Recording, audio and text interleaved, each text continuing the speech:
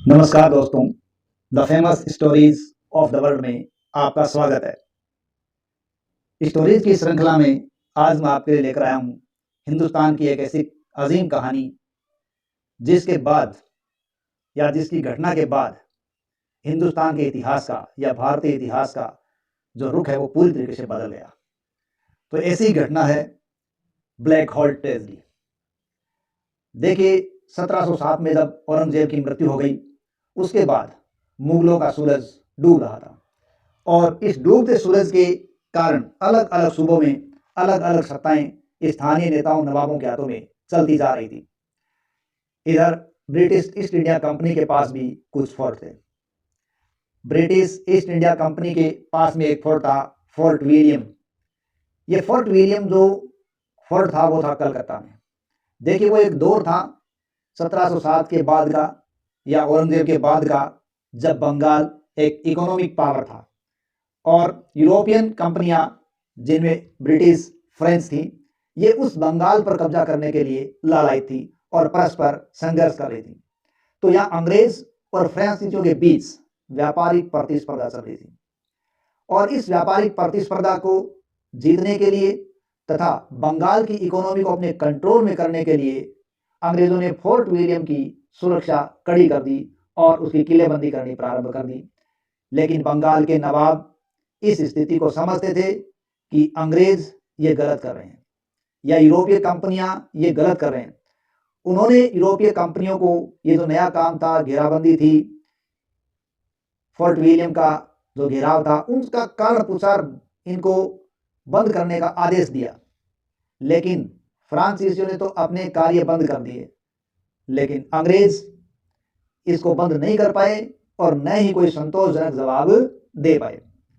इसलिए सिराजुद्दौला का पारा 7वें आसमान पर चढ़ गया और इससे कुछ समय पहले ही कर्नाटक युद्ध हो चुके थे, जिनमें अंग्रेज अपनी शक्ति दर्शा चुके थे और कहीं ना कहीं नवाब सिराजुद्दौला को यह एहसास था कि ये बंगाल के लिए भी खतरा साबित हो सकते हैं।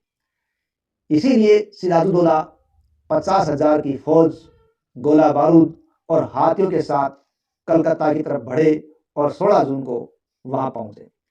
उस समय फोर्ट विलियम का गवर्नर जॉन ड्रेक था, लेकिन ड्रेक इतनी भीड़ को देखकर या इतनी सेना को देखकर कुछ अपने खास लोगों के साथ हुगली नदी में खड़े एक जहाज से भाग निकला और अब कमान जॉन हॉलवेल के हाथों में थी। जॉन हॉलवेल के हाथों 170 लोगों की एक टुकड़ी थी। हालांकि जॉन हॉलवेल को युद्धों का इतना कोई नॉलेज नहीं था और वो एक राजस्व इकट्ठा करने वाला मुलाजिम था। ऊपर से उस समय गोला बारूद है वो भी भीग चुका था। नवाब की सेना ने चारों तरफ से घेर कर फोर्ट विलियम की दीवारों को गिराया, अंदर प्रवेश किया और थोड़ी सी छुटमुट झड़प के बाद ही अनेक अंग्रेज मारे गए और हॉलवेल ने सरेंडर कर दिया।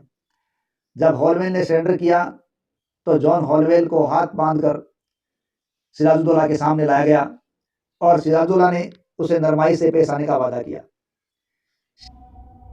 शाम को अचानक अंग्रेज सैनिकों और सिराजुद्दौला के सैनिकों के बीच किसी बात को लेकर मामला बिगड़ गया। इस बिगड़े मामले में एक अंग्रेज सैनिक ने सिराजुद्दौला के सैनिक पर गोली चला दी, जिससे उसकी मृत्यु हो गई। इसके कारण मामला और ज़्यादा बिगड़ गया और नवाब के कमांडर ने नवाब तक इसकी सूचना पहुंचाई और कमांडर ने कहा कि हुड़दंगियों को काल कोठरी में बंद कर देना चाहिए और सुबह देखेंगे क्या होता है। और इस प्रकार नवाब को सूचना पहुंचाकर उनको 18x14 यानी जो 18 फीट लंबी थी और 14 फीट चौड़ी थी, इस नाप की एक कोठरी के अंदर उनको बंद कर दिया गया।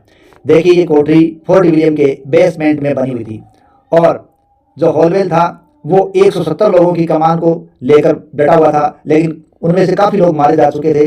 अब कहते हैं कि जब उस 18x14 की नाप की कोठरी में उनको डाला गया तो 146 लोगों को उसमें ठूस ठूस कर भरा गया और कहते हैं उसमें 2 औरतें भी थी। ये घटना थी 20 जून की। अब 20 जून की ये घटना, वो भी इतनी गर्मी वाली समय की, और ऊपर से ये और उस दिन शहर में जगह जगह आगजनी हुई थी, जिसके कारण भी कहते हैं कि माहौल और भी ज़्यादा गर्म था। तो 20 जून की भयंकर गर्मी थी और उस कोठरी के अंदर 2 खिड़कियां थी और दोनों खिड़कियां एक ही दिशा में थी या एक ही तरफ थी।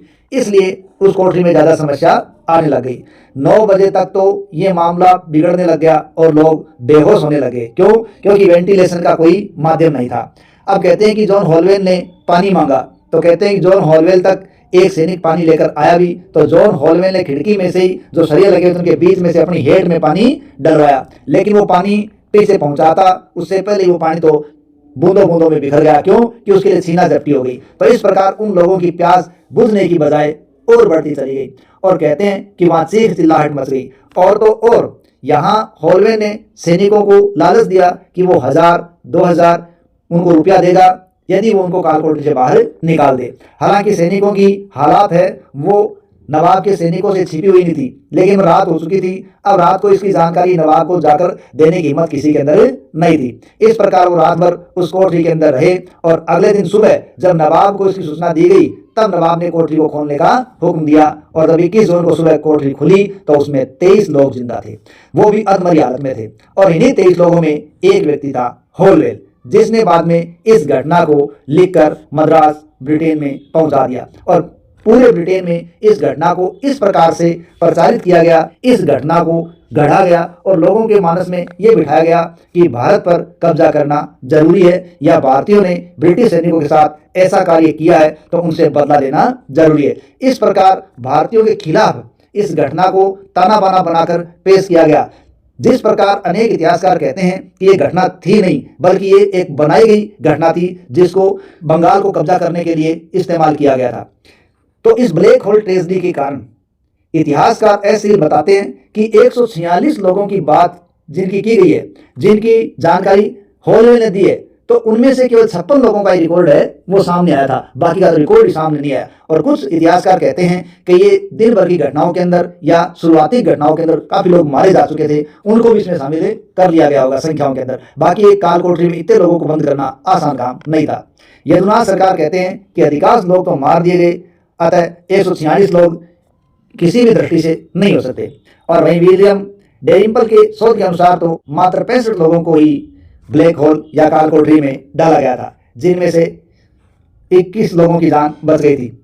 और इस घटना में जो भी सच्चाई हो, लेकिन इस घटना ने कलकत्ता पर हमले की जमीन तैयार कर दी और ब्रिटिशर्स ने 1757 में रॉबर्ट क्लाइव की अगुवाई में हमला किया और प्लासी का संघर्ष हुआ जिसने जीत दर्ज की और इसमें ब्रिटिश साम्राज्य की नींव डाल दी गई। इस प्रकार ब्लैक होल की ट्रेजेडी ने पूरी भारतीय इतिहास को बदल दिया। देखिए, भारतीय इतिहास की ब्लैक होल की घटना, प्लासी का युद्ध और 1857 की क्रांति, ये कुछ ऐसी घटनाएं हैं जो हर ब्रिटिश के माइंड में डाली जाती है ताकि इसके अलावा वो भारत के बारे में कोई कुछ जानता हो या नहीं जानता हो, लेकिन वो ब्लैक होल ट्रेजेडी, प्लासी का संघर्ष और 1857 की क्रांति के बारे में वो जरूर जानता है। तो बंगाल के नवाब सिराजुद्दौला के इस करते के कारण भारतीय इतिहास पर या भारत पर एक कलंक सा माना जाता है। हालांकि अनेक इतिहासकार इस घटना को स्वीकार नहीं करते कि यह घटना हुई थी। वो इतना मानते हैं कि इस घटना को रचा गया है और उसको प्रोपोगेंडा बनाकर इस्तेमाल किया गया ताकि भारत पर जो ब्रिटिश हुकूमत बन रही है उसको बनाए रखा